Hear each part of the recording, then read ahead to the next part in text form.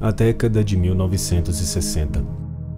O mundo se encontrava na era espacial e a humanidade aplicava seus maiores esforços tecnológicos para lançar o homem à Lua na busca pela conquista do espaço sideral.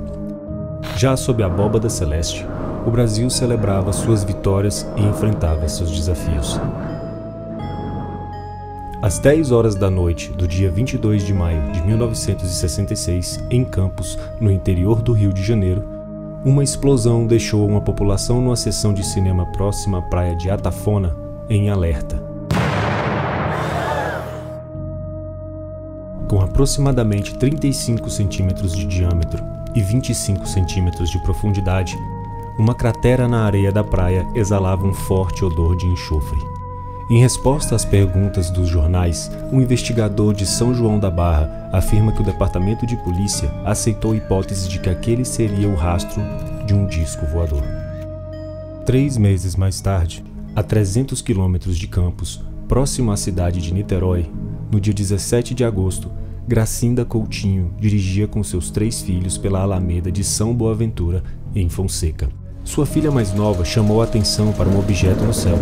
Gracinda então parou o carro e os 3 desceram para vislumbrar no céu um objeto oval, alaranjado e adornado por um anel de fogo, emitindo fachos de luz azul em todas as direções. Esse objeto flutuava sobre a crista do Morro do Vintém. O objeto pairava, oscilando para cima e para baixo.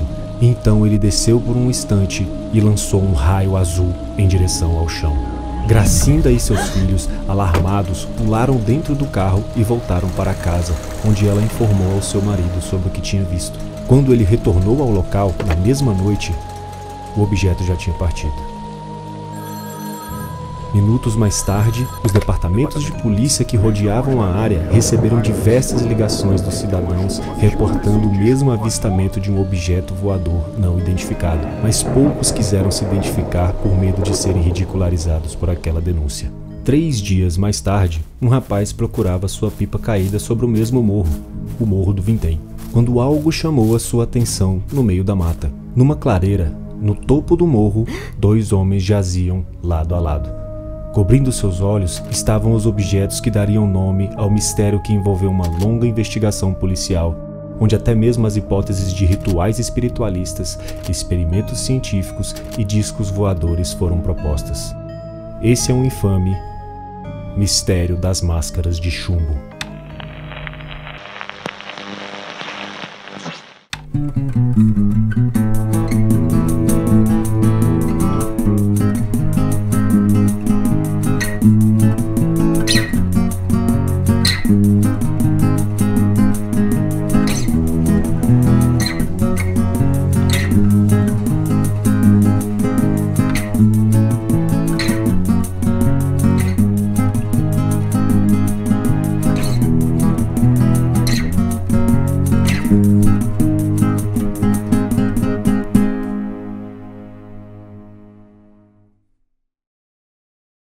Agosto de 1966. Niterói, Rio de Janeiro. Em meio à mata que cobre o Morro do Vintém, um garoto de 18 anos, apontado por algumas fontes como Jorge da Costa Alves, procurava por sua pipa, quando avistou numa clareira 2 homens deitados lado a lado. Ambos, constatou o garoto, estavam mortos. Jorge desceu o morro às pressas para alertar as autoridades locais sobre a sua descoberta, comunicando à polícia por telefone que ele encontrou o que parecia ser o cadáver de um famoso jogador de futebol. Na mesma noite, uma comitiva composta pela polícia e o corpo de bombeiros, liderada pelo comissário Oscar Nunes do 2º Distrito Policial de Niterói, subiu a longa e árdua trilha em direção ao topo do Morro do Vintém, onde se encontravam os cadáveres dos 2 homens bem vestidos. Seus corpos estavam parcialmente protegidos por capas de chuva e os seus rostos cobertos por estranhas chapas metálicas que assumiam a forma de máscaras de chumbo. Os 2 homens estavam vestidos em terno e gravata. Seus trajes eram quase idênticos um ao outro. Seus sapatos, segundo algumas fontes, estavam limpos apesar da árdua subida do morro. Ao remover as máscaras e analisar os 2 cadáveres, a polícia determinou que os corpos estavam em estado de putrefação avançado e estimou que a dupla estava morta há pelo menos 3 dias. Examinando melhor os corpos, a polícia encontrou em seus bolsos seus documentos de identificação. Eles não eram jogadores de futebol. Eram, na verdade, Miguel José Viana, de 34 anos, e Manuel Pereira da Cruz, de 32 anos. Juntos aos dois, foi feito um inventário dos itens que eles carregavam consigo e dos itens que jaziam próximos aos dois corpos. Seriam estes os itens: 2 máscaras de chumbo, uma quantia de 157 mil cruzeiros velhos foram encontrados em um saco plástico no bolso do terno de um dos dois.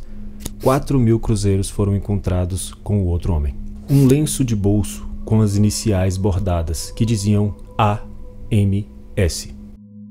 Um bilhete com fórmulas de elétrica. Também foram encontrados 2 bilhetes de passagem de ônibus de Campos para Niterói. Foram encontrados 2 bilhetes de passagem de volta para Campos, mas que nunca foram resgatados. E um bilhete com os seguintes códigos: E488, ECL 82, 12AU7. Foi encontrada uma garrafa de água mineral. Um recibo de vale casco referente àquela garrafa de água mineral. E um bilhete com as seguintes instruções: 16h30, está no local determinado. 18h30, ingerir cápsula, após efeito, proteger metais, aguardar sinal máscara. Apesar de todas as circunstâncias e que encontraram os corpos naquele momento, alguém fez um comentário na cena do crime sobre os dois serem um casal e eles acabaram com as suas próprias vidas em um pacto de morte. De acordo com o jornalista Mário Dias, a mídia espalhou essa hipótese sem verificação dos fatos, mas logo foi determinado que provavelmente não era esse o caso, pois não havia indícios de que os dois estavam envolvidos em um relacionamento romântico um com o outro. Ao progredir com as investigações, a polícia determinou que os dois homens não eram de Niterói, e sim do município de Campos dos Goitacazes, também no estado do Rio de Janeiro. Eles eram técnicos em eletrônica, especializados em reparos e instalações de aparelhos de televisão e rádio. Manuel era casado e tinha 2 filhos. Miguel era casado e tinha 2 filhos. Os dois eram bem conhecidos na região onde moravam e desfrutavam de boas condições financeiras e boas relações com seus vizinhos e clientes. Devido às circunstâncias em que os corpos foram encontrados, as máscaras de chumbo e os bilhetes supostamente cifrados, a polícia especulava que Miguel e Manuel provavelmente estavam conduzindo algum experimento científico que saiu do controle e acabou tirando a vida dos dois. Porém, ainda restavam todas as outras evidências coletadas no local, principalmente o bilhete com as instruções de local marcado, ingestão de cápsulas e sinal. Esse era um indício de que uma terceira pessoa estava envolvida no caso, pois se os dois foram juntos ao local, não havia necessidade de estarem carregando bilhetes para se lembrarem disso, assumindo que o local determinado seria o topo do Morro do Vintém. Outro forte indício de que os dois não cometeram suicídio é que eles levaram o recibo do casco de água. Esse recibo era um vale casco, que era utilizado para devolver a garrafa vazia, também chamada de casco, ao bar, e resgataram uma parte da quantia em dinheiro que foi paga pela garrafa cheia, ou pagar por uma nova garrafa cheia, porém com um desconto, o que implica que os dois pretendiam voltar do morro e ainda recuperar parte do valor pago no casco de água no bar. E ainda mais, eles tinham bilhetes de ônibus para voltar a Campos, o que reforçava mais ainda a hipótese de que eles pretendiam sair vivos daquela missão. Agora, se eles foram encontrar uma terceira figura, quem seria essa pessoa? Foi levantada a especulação de que as mortes pudessem ser o resultado de latrocínio, que é roubo seguido de morte. Mas os investigadores não identificaram nenhum sinal de violência nos corpos, e eles ainda tinham consigo uma considerável quantia em dinheiro, embora esse dinheiro estivesse escondido no bolso interno de um dos paletós. O que poderia ter matado os dois homens? O que eram essas cápsulas? Será que elas tiveram esse efeito adverso nos dois? Quem seria essa potencial terceira pessoa? Seja qual fosse a hipótese a ser seguida naquele momento, a polícia sabia que tinha um mistério nebuloso para desvendar e muito trabalho pela frente. Entre os dias 23 e 24 de agosto, as famílias de Miguel e Manuel compareceram a Niterói para prestar depoimentos, e durante as conversas com a polícia foi revelado que os dois saíram de Campos carregando não 160 mil cruzeiros como foram encontrados nos corpos, mas sim 2 milhões de cruzeiros velhos. Esse valor, segundo a família, seria destinado à compra de um carro e peças eletrônicas para a loja operada por Manuel e Miguel. Alguns relatos indicam que o carro provavelmente seria um Volkswagen Fusca. Essa quantia, mesmo para uma moeda inflacionada como o Cruzeiro Velho em 1966, era um valor muito alto. Para estimar o valor em reais de 2024, eu estabeleci o salário mínimo de 1966 e o de 2024 como parâmetros para ter uma noção do poder de compra desses 2 milhões de cruzeiros. De acordo com o decreto 57.900 de 2 de março de 1966, o salário mínimo para a região de Niterói era de 84 mil cruzeiros. Já o salário mínimo nacional em 2024 é de R$ 1.412. A proporção seria de aproximadamente R$ 0,017 por cruzeiro. E multiplicando esse valor por 2 milhões de cruzeiros, teríamos o equivalente a R$ 33.619,05, o que é um valor relativamente consistente com os preços de carros usados em 2024, e poderia ser utilizado para comprar um carro usado na época, conforme alguns anúncios contemporâneos ao caso. Então seria razoável assumir que o Fusca usado custaria 2 milhões de cruzeiros velhos. Mas o carro nunca foi comprado, e as peças eletrônicas também não. E mais de 90% do dinheiro desapareceu. Os policiais também supostamente encontraram um pedaço de papel onde estava escrito o nome Nico Polícia, que seria um policial da região e líder de um centro espírita em Niterói, próximo ao Morro do Vintém. A polícia também pretendia investigar a possibilidade de os cadáveres terem sido saqueados por alguém que, na tentativa de despistar as autoridades da hipótese de roubo, deixou uma parte do dinheiro para trás para fazer parecer que os corpos não foram tocados. Mas ainda era tudo especulação.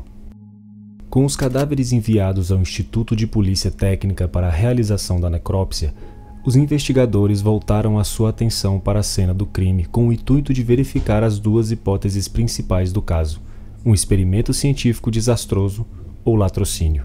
Para explorar essas hipóteses, após uma reunião com o delegado Venâncio Bittencourt, que liderava o caso, o delegado Idovan Ferreira e o comissário Oscar Nunes, eles retornaram ao Morro do Vintém para vasculhar o local para tentar descobrir o que eles foram fazer lá em cima e em busca de novas evidências.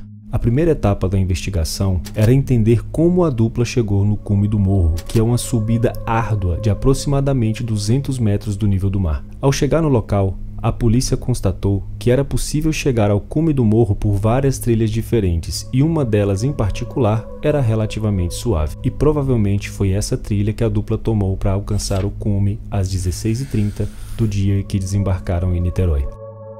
Ao investigar melhor a cena do crime, foram encontradas marcas de sangue nas folhas de pindoba onde Manuel repousava sua cabeça, porém não foram encontrados indícios de violência nos corpos e nem sinais de luta corporal pelo chão ou vegetação da área. Na esperança de encontrar novas pistas, a polícia recolheu amostras do solo, da garrafa de água e da vegetação e encaminhou ao Instituto Pereira Faustino para análise. E enquanto aguardavam os resultados da análise, eles seguiram com as investigações. Após um dia de investigação no local do crime, a polícia não conseguiu encontrar mais nada que pudesse ajudar nas investigações. Então eles voltaram à análise das hipóteses mais plausíveis levantadas até ali. A primeira hipótese, de um experimento científico mal sucedido, trouxe à polícia uma série de perguntas, e com essas perguntas, algumas possíveis conexões e potenciais respostas. Um morador de Niterói chamado José de Souza Areias sugeriu que a morte dos técnicos poderia ter as mesmas circunstâncias da morte de um outro técnico em eletrônica, apontado apenas como Hermes, que também morreu no Morro do Vintém ao tentar conduzir um experimento no qual ele tentava captar sinais de televisão sem utilizar aparelhos eletrônicos. E para isso, ele também ingeriu uma cápsula, mas faleceu no local em 1962. Nos jornais da época não foram fornecidos detalhes da causa-mortes de Hermes, porém José disse que, segundo o laudo da necrópsia, Hermes tinha falecido por não ter preparo físico suficiente para sua empreitada, que tinha chance de resultar em sua morte. O que isso queria dizer, ninguém sabe. Mas eu imagino que provavelmente o corpo de Hermes não suportou a substância ingerida e ele foi ao óbito.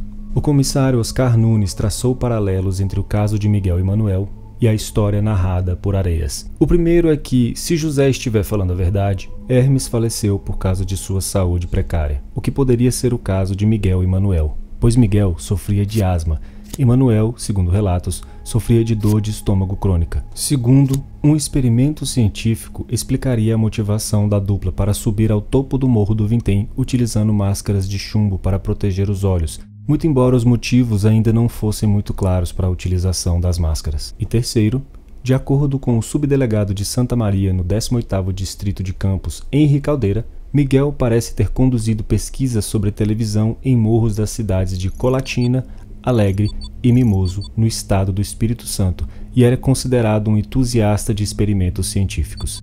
Esses paralelos traziam eles de volta aos códigos e equações anotadas num pedaço de papel, mas os códigos de números e letras eram apenas códigos de fabricação de válvulas eletrônicas. Já as equações se tratavam de fórmulas básicas de intensidade de corrente, tensão, resistência e potência elétrica. Eram fórmulas básicas utilizadas no estudo introdutório de matérias de cursos de elétrica e eletrônica, mas que não ofereciam pistas sobre o experimento conduzido, já que as fórmulas eram básicas demais para a execução de qualquer tipo de experimento científico que pudesse acarretar a morte da dupla. As autoridades inclusive solicitaram o auxílio do Centro de Pesquisas Radiológicas de São Paulo para averiguar a existência de vestígios de radiação no local, admitindo a improvável, porém razoável, possibilidade de a morte da dupla estar conectada com o roubo de baterias radioativas que ocorreu naquele mesmo ano, cujos suspeitos não tinham sido encontrados, o que fazia sentido para eles, pois a única razão que conseguiram conceber para o uso de máscaras de chumbo seria para proteger os olhos de radiação. Porém, os testes do instituto apontaram um nível normal da presença de partículas radioativas no local. Contudo, foi reportado que um círculo ao redor do local onde os dois estavam deitados parecia calcinado e jamais cresceu qualquer tipo de vegetação novamente. Foi cogitado que os dois poderiam ser espiões políticos, já que o topo do Morro do Vintém seria um bom local para se instalar um repetidor de sinal de TV e observar a atividade da cidade dali de cima.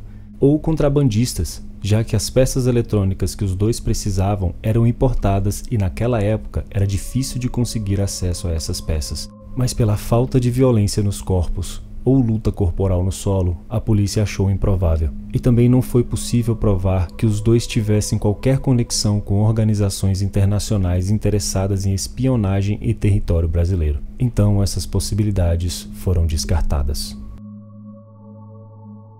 Conversando com a polícia em Niterói e em Campos, os familiares dos dois homens disseram que eles eram pessoas normais e não deixaram transparecer a eles que estavam envolvidos em atividades científicas ou criminosas. Manuel era motorista de táxi no Rio de Janeiro e depois passou a trabalhar no ramo da eletrônica. Já Miguel era um estudioso e por isso abriu a oficina de radiotécnica onde trabalhava junto com Manuel. Mesmo assim, a polícia precisava saber mais sobre os dois e decidiu vistoriar a loja onde os dois trabalhavam. A polícia não encontrou nada que pudesse apontar na direção que ajudasse a elucidar o caso.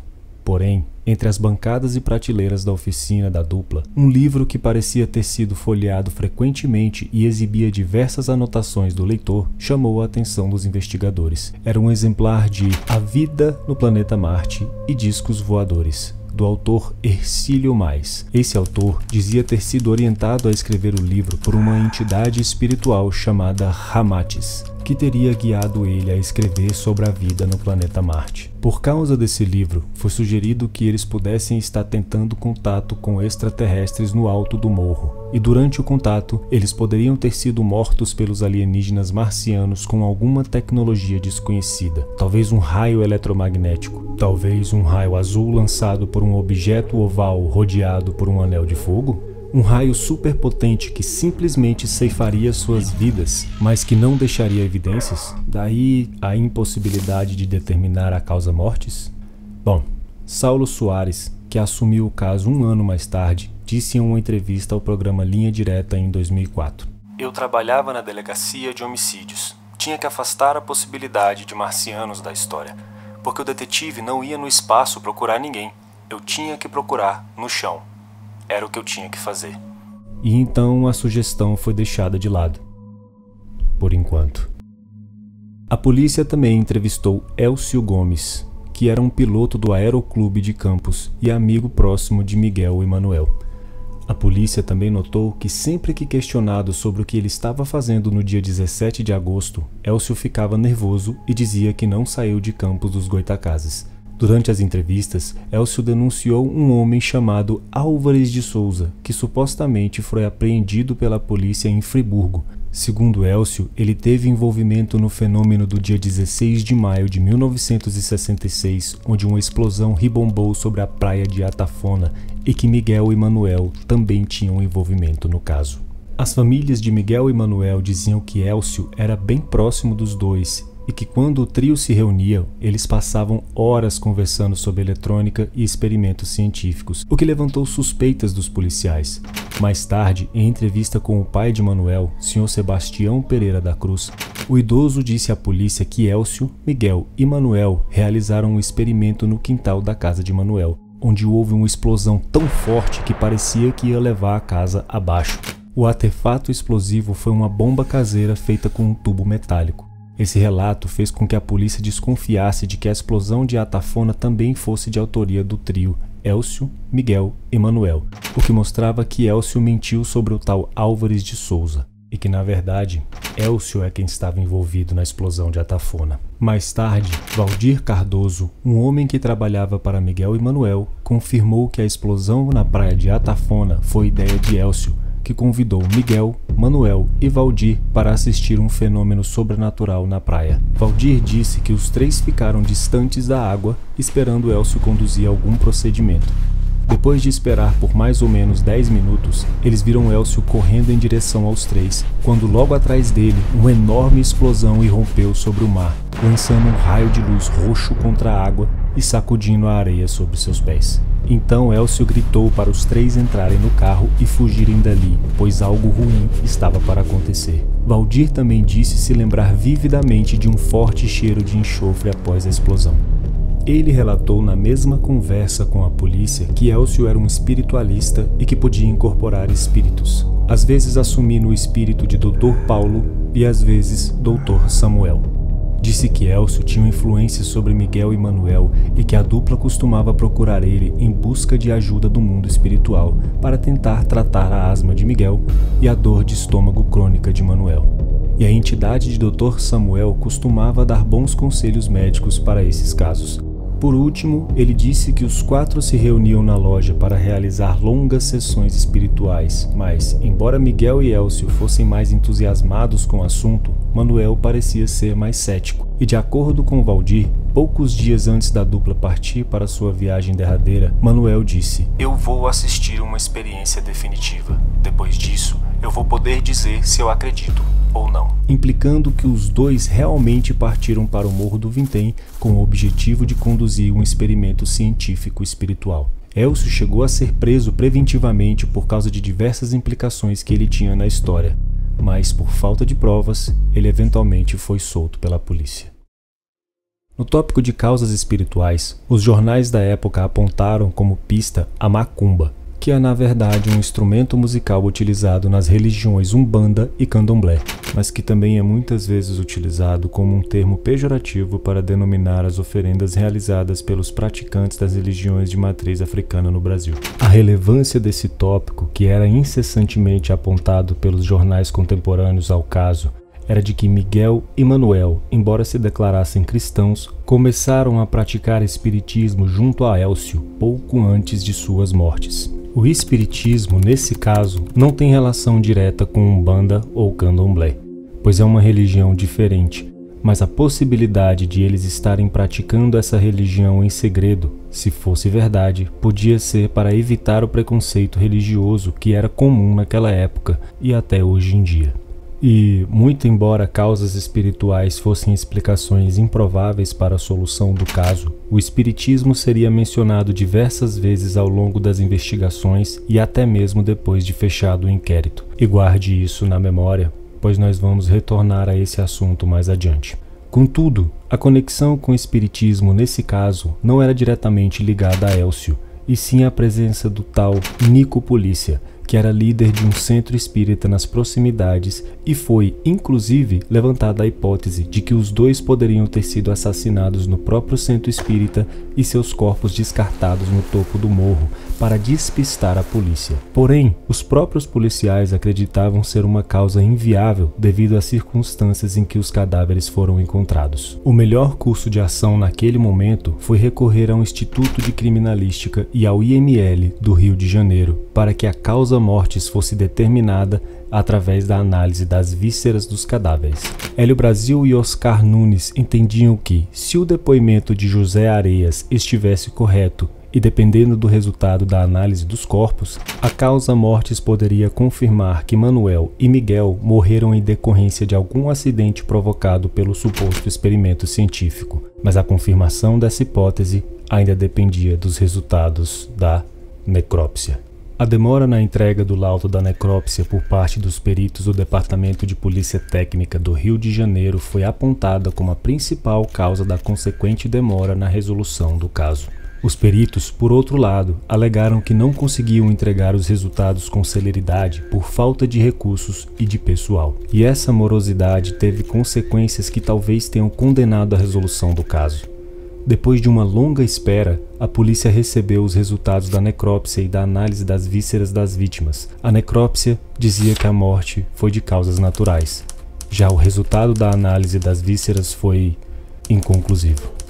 Os corpos foram encontrados pelo menos 3 dias depois do seu falecimento, mas a polícia só prosseguiu com as investigações na manhã do dia seguinte à descoberta por causa da chuva. Os corpos foram entregues ao Departamento Técnico de Polícia, que sofria de falta de recursos, o que resultou na demora para a análise acontecer, e mais de uma semana mais tarde, o resultado foi causa mortis indeterminada devido ao adiantado estado de putrefação dos corpos. Inconclusivo. A polícia começava a desconfiar que inconclusivo seria um tema recorrente nas investigações. A polícia já estava à beira da desistência do caso. Após as entrevistas com Elcio, que insistiu que Miguel e Manuel realizavam experimentos científicos espirituais e consumiam drogas para facilitar as suas comunicações com o mundo dos espíritos, o delegado Idovan Ferreira acreditava que suas mortes acabaram sendo um acidente. Mas e sobre o bilhete com o local e horário marcado e com instruções de gestão de cápsulas? E o dinheiro desaparecido?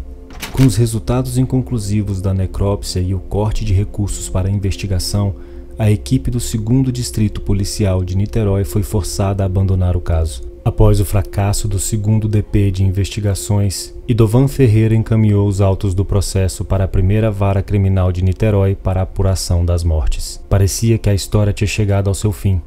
2 homens mortos sob circunstâncias cobertas por uma névoa impenetrável de mistério. Máscaras de chumbo, bilhetes misteriosos, atitudes suspeitas, luzes no céu, explosões e espiritualismo. Todas as pistas criavam mais perguntas do que respostas e, no fim, os investigadores atingiram um beco sem saída atrás do outro, até que os superiores deram um basta. As investigações chegaram no fim. Mas será que chegaram mesmo? Exatamente 1 ano mais tarde, a Justiça deu a ordem para que a investigação fosse reaberta e o processo encaminhado para a Delegacia de Homicídios. O primeiro passo seria exumar os corpos para a nova análise, mas ao abrirem os caixões, os corpos pareciam ter sido mumificados, o que era ainda mais uma surpresa para o caso, mas foi apontado pelo legista Sebastião Failassi que os corpos, na verdade, estavam preservados daquela forma porque foi utilizado formol em excesso no momento da perícia em 1966, o que prejudicaria uma nova necrópsia. Após uma nova análise, nada de novo foi encontrado. A causa mortis permanecia indeterminada. Nesse momento, a investigação ficou sob responsabilidade do detetive Saulo Soares, da Delegacia de Homicídios. E como foi falado antes, a primeira coisa que ele fez foi afastar a possibilidade de extraterrestres estarem envolvidos no caso, porque ele era um detetive. E detetive não vai no espaço procurar criminosos. O detetive procura os criminosos na Terra. Com uma nova injeção de recursos no caso, o detetive Saulo embarcou em viagem para Campos dos Goitacazes. Sua estratégia era reconstituir os passos de Miguel e Manuel, desde o embarque em Campos até sua subida ao Morro do Vintém. Ele tomou um ônibus de Campos dos Goytacazes no mesmo horário que a dupla desembarcou em Niterói. De lá, ele reconstituiu o trajeto dos dois de ônibus, de táxi e a pé, cronometrando todas as jornadas, e essa foi a linha do tempo que ele conseguiu reconstruir. Às 14 horas, os dois desembarcaram no terminal rodoviário de Niterói. Chovia muito no dia e eles não tinham guarda-chuvas ou capas de chuva. Eles seguiram para a cidade. 10 minutos mais tarde, eles chegaram à loja de peças eletrônicas Fluscop, cujo dono era Hernani de Carvalho Filho. Hernani dizia que os dois não estavam acompanhados por uma terceira pessoa, mas não disse se eles aparentavam estar apressados. E ele também não disse se a dupla chegou a comprar alguma peça de eletrônica, que seria um dos objetivos da viagem, mas diz que eles partiram de lá pouco tempo depois de chegarem. Às 15 horas, eles chegaram à loja chamada Casas Brasília. Lá, eles compraram 2 capas de chuva de nylon e, mesmo que ainda estivesse chovendo bastante, não vestiram as capas e saíram da loja com as capas ainda embaladas. A atendente da loja disse que os dois pareciam estar com pressa. Às 16 horas, eles chegaram ao Bar e Leiteria São Jorge e compraram uma garrafa de água mineral magnesiana e pegaram o vale-casco da garrafa de água. Segundo a pessoa que atendeu os dois, eles pareciam estar terrivelmente apressados, olhando a hora no relógio o tempo inteiro, saindo às pressas da loja ao finalizarem a compra. Aproximadamente às 16h30, eles foram vistos no caminho para o cume do Morro do Vintém, onde eles teriam descido de um carro. O motorista não foi identificado, mas disseram que era um homem loiro. O detetive Saulo frisou que, mesmo cronometrando todo o percurso desde a descida no terminal rodoviário de Niterói até a chegada no cume do Morro do Vintém, havia um espaço de 20 a 40 minutos entre o último avistamento da dupla e sua suposta chegada ao Morro do Vintém às 16h30. Com todas as evidências coletadas na investigação anterior e comparando com o trajeto que os dois fizeram, um dos únicos pontos de relevância que existiam no caminho do Morro do Vintém era um centro espírita. O detetive Saulo especulava que a dupla gastou aproximadamente 35 minutos da loja Fluscop até a Casas Brasília, e que nesse meio tempo teriam falado com uma terceira figura, porque eles não aparentavam estar apressados quando conversaram com Hernani na Fluscop, mas ao chegarem na Casa Brasília para comprar as capas de chuva, eles demonstravam pressa e até mesmo saíram da loja sem vestirem as suas capas. Essa hipótese implica que a terceira figura pressionou os dois a seguirem com sua missão sem atrasos, pois o seu compromisso era, às 16h30, estar no local determinado.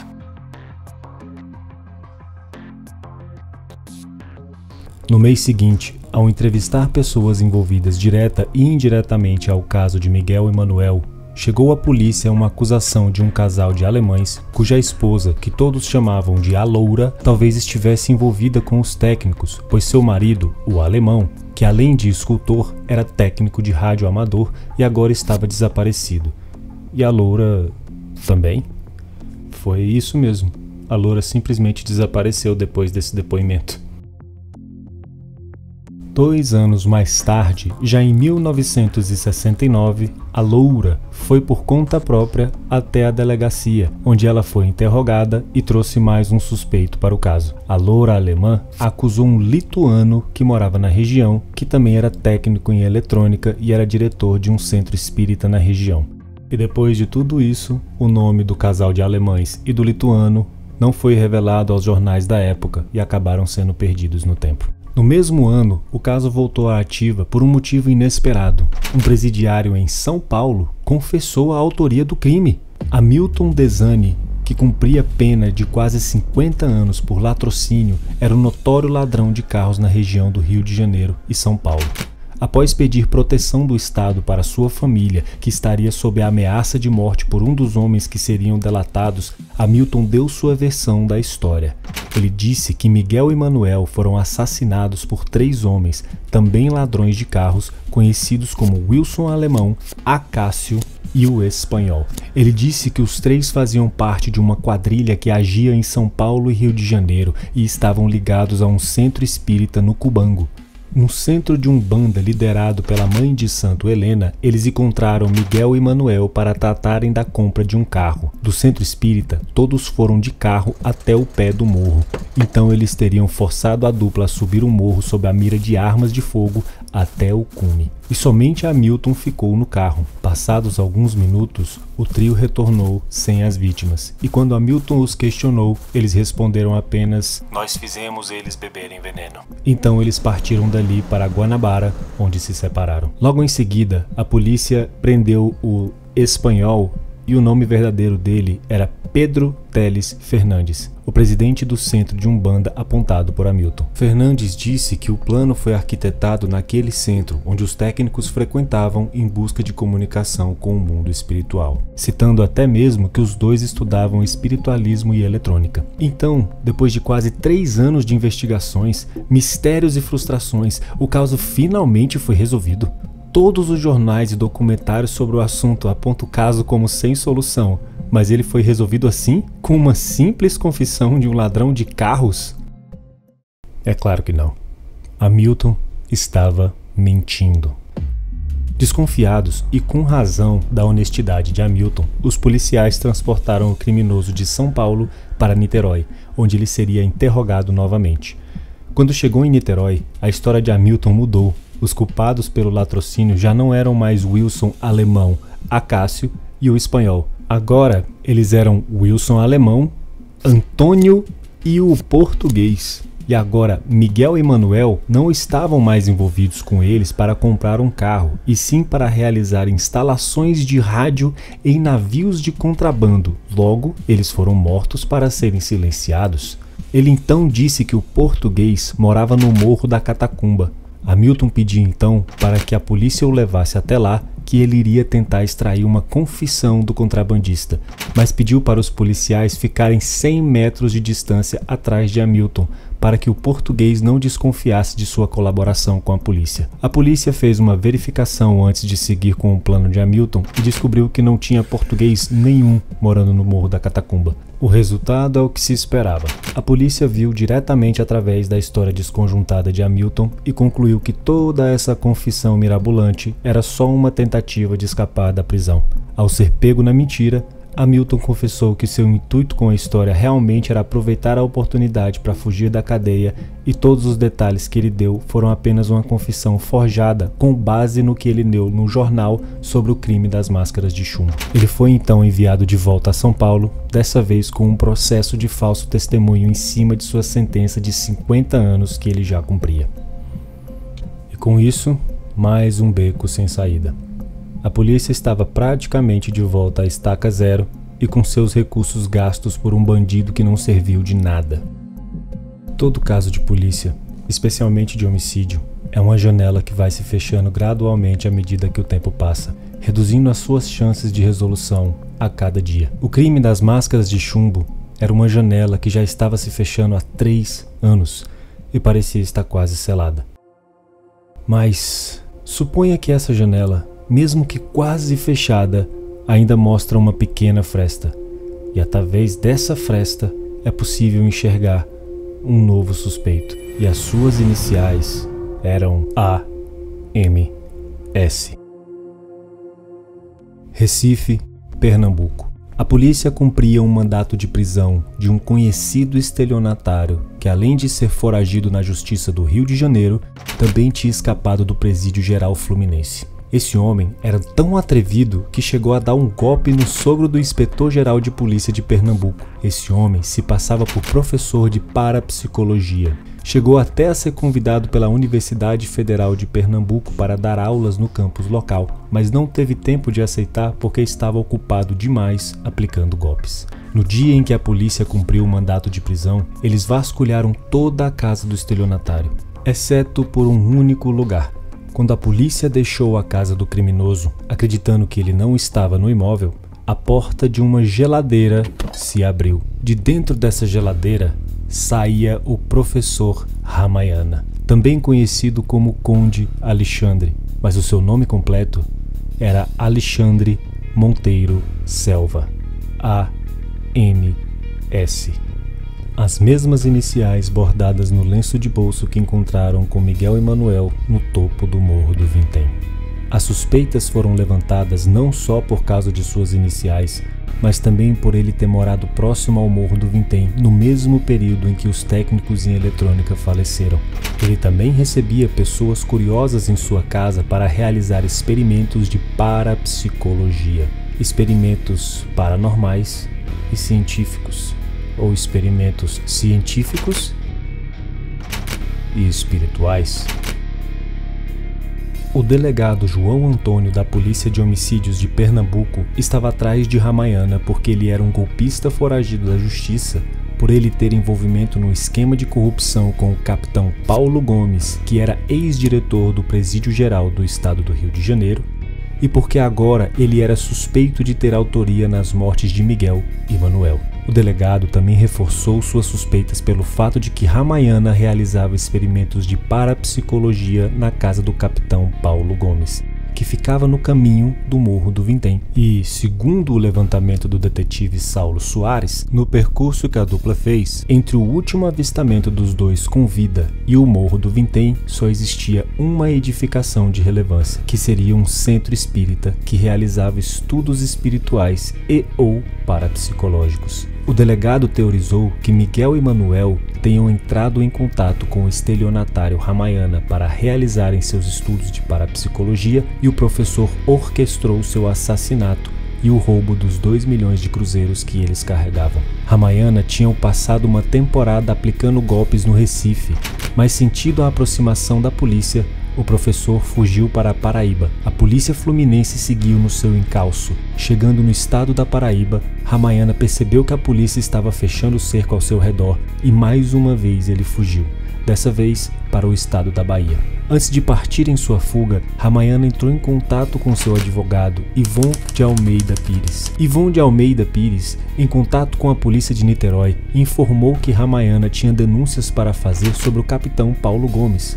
Segundo o advogado, Ramayana comprou sua liberdade da prisão fluminense, que também era dirigida por Paulo Gomes, por 150 milhões de cruzeiros velhos, e que o capitão também obrigou Ramayana a vender a sua mansão por uma bagatela de 2 milhões de cruzeiros velhos. 2 milhões de cruzeiros velhos. Enquanto as investigações seguiam em passo acelerado para não perder o rastro do vigarista novamente, o delegado João Antônio manteve contato com o promotor Gastão Menescal de Niterói, que era o responsável pelo processo das máscaras de chumbo. No meio tempo, os agentes da Secretaria de Segurança da Bahia viajaram de madrugada para a cidade de Itabuna, no interior do estado da Bahia, onde eles descobriram que um sujeito de fora da cidade, que respondia por Dr. Zarif, tinha aberto recentemente um consultório médico. Acontece que o tal Dr. Zarif era na verdade Alexandre Monteiro Selva, o professor Ramayana, que estabeleceu um falso consultório médico na cidade de Itabuna para se misturar com a população enquanto esperava a poeira baixar, mas esse disfarce não ia durar muito tempo. Ramayana finalmente foi preso pela polícia da Bahia e transportado para o Rio de Janeiro, onde ele ficou detido pela Delegacia de Vigilância enquanto ele aguardava transferência para a Fortaleza de Santa Cruz. E tinha mais no charlatão do que aparentava. Ramayana era considerado perigoso, tanto por ser capaz de encomendar crimes violentos, quanto por ter uma lábia que poderia ludibriar os incautos, segundo o diretor do Presídio Geral do Estado, que junto ao diretor de penitenciária Vieira Ferreira Neto, se recusava a receber o estelionatário por medo de ele usar a sua inteligência contra os funcionários de mente fraca das prisões. Ramayana era um charlatão experiente e enganou mais de 2.000 pessoas que acreditavam nos seus milagres. Até mesmo quando ele estava preso, as pessoas procuravam ele para sessões de curas espirituais. Na época, ele recebia centenas de cartas do interior, tentando marcar consultas com o estelionatário. Ele era tão convincente com seu teatro que até mesmo médicos da cidade assistiram às conferências que ele promovia. Mas foi um médico veterinário que desmascarou o professor Ramayana. Numa de suas operações para a cura do câncer, o médico veterinário descobriu que Ramayana fingia arrancar o câncer de suas vítimas e com um truque de mãos mostrava as vísceras de carneiro dentro de um vidro com álcool como prova de que o câncer tinha sido removido. Não bastava ser um estelionatário que arrancava dinheiro das pessoas. Ramayana também brincava com a vida de suas vítimas, enganando até mesmo os que eram assolados pelo câncer. Mas será que ele seria capaz de matar Miguel e Manuel a sangue frio? Bom, não sabemos. Ramayana Alexandre Monteiro Selva nunca confessou o crime. Ele admitiu práticas de estelionato, envolvimento com policiais corruptos, mas nunca admitiu que ele era o autor do crime das máscaras de chumbo, ou sequer admitiu ter conhecido Miguel e Manuel, ou até mesmo Elcio. Além disso, durante a edição desse vídeo, eu acabei descobrindo que o professor Ramayana se apresentava por vários títulos quando atuava como estelionatário e perambulava dentro e fora das cadeias do país inteiro durante os anos 60 e 70. Ele também se apresentava como Conde Alexandre de Cagliostro, e o mais absurdo de todos os seus títulos, Omar Khayyam, que era o nome de um poeta persa do século XI. Mas seu nome verdadeiro não era Alexandre Monteiro Selva, cujas iniciais formariam o AMS bordado no lenço de bolso encontrado próximo a Miguel e Manuel. Seu nome de batismo era Alexandre dos Santos Selva Neto. As suas iniciais seriam ASSN e não AMS. Ele era de uma tradicional família de Recife, no Pernambuco, e era um conhecido estelionatário e falso curandeiro, que foi preso e escapou da cadeia uma porção de vezes nos anos 60 e 70. Ele chegou a ser entrevistado no Jô Soares no ano 2000, se apresentando com o nome do poeta persa, Omar Khayyam, onde até mesmo o famoso Jô Soares, considerado um dos homens mais inteligentes do Brasil naquela época, foi ludibriado pela lábia do charlatão. E há até mesmo uma alegação de que ele foi preso no ano de 2001 por abuso sexual. No início da década de 2010, ele marcou uma presença até mesmo no Twitter, atual X, onde ele postava seus devaneios e se intitulava o homem mais culto do mundo. Conhecedor de mais de 30 idiomas, mais de 70 dialetos, autor de mais de 100 teses de doutorado, ex-conselheiro de 3 papas e até mesmo nomeado a 3 prêmios Nobel, um de física, um de medicina e um da paz. Obviamente era tudo invenção do charlatão. Professor Ramayana, ou Conde Alexandre, não era nada menos que um criminoso de carreira, mas nunca existiram provas de que ele esteve de fato envolvido com as mortes de Miguel e Manuel naquela fatídica noite de 1966. E com isso, mais um suspeito foi eliminado da lista. Todo caso de polícia, especialmente de homicídio, é uma janela que vai se fechando gradualmente com o passar do tempo. E sem a admissão de Ramayana, ou Alexandre, e sem provas concretas de sua autoria encontradas pela polícia, infelizmente, parece que a janela desse crime se fechou para sempre. E assim, chegamos ao beco sem saída definitivo para esse caso. O misterioso crime das máscaras de chumbo permanece sem solução. A morte de Miguel José Viana e Manuel Pereira da Cruz, infelizmente, é uma tragédia que parece que não tem solução. Eles não eram 2 cientistas malucos ou 2 sonhadores ingênuos. Eles eram maridos, pais, filhos, irmãos, amigos, e deixaram com seus entes queridos a dor do luto quando partiram desse mundo. O crime das máscaras de chumbo é um mistério que há quase 60 anos, muitos artigos e documentários mais tarde, ainda fascina o Brasil e o mundo. E embora o caso seja virtualmente impossível de se verificar hoje em dia, eu gostaria de acreditar que um dia essa solução viria à tona, mas quase todos os envolvidos no caso já faleceram a esse ponto. O que nos resta é torcer para que Miguel e Manuel tenham encontrado o que eles buscavam e que tenham encontrado um lugar no cosmos para descansar em paz. Obrigado por assistirem esse documentário. Um abraço a todos e até mais.